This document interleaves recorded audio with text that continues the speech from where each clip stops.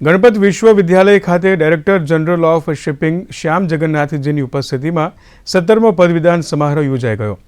આ પ્રસંગે ગણપત વિશ્વવિદ્યાલય દ્વારા નવા માસ્કોટ અને 360 ડિગ્રી ફૂલ મિશન બ્રિજ નેવિગેશન સિમ્યુલેટરનું ઉદ્ઘાટન કરાયું હતું। પદવીદાન સમારોહમાં 2571 વિદ્યાર્થીઓ અને 1014 વિદ્યાર્થીનીઓ સહિત 3585 વિદ્યાર્થીઓએ પદવી એનાયત કરવામાં આવી હતી। સુવર્ણચંદ્રક એનાયત કરાયેલા 92 વિદ્યાર્થીઓમાં 58 વિદ્યાર્થીઓ અને 34 વિદ્યાર્થીનીઓનો સમાવેશ થાય છે।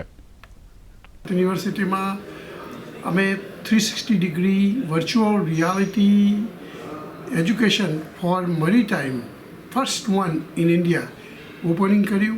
આપણે engineering faculty, pharmacy faculty, the biomedical engineering, all kinds of engineering, civil engineering, pharmacy,